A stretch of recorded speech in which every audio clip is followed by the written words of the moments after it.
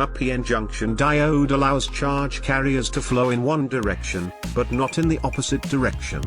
Negative charge carriers, electrons, can easily flow through the junction from N to P, but not from P to N, and the reverse is true for positive charge carriers, holes.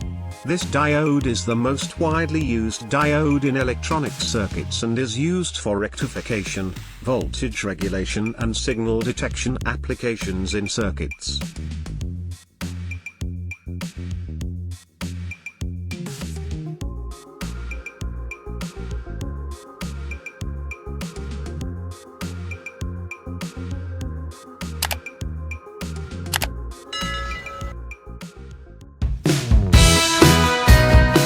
To support me, subscribe to my channel.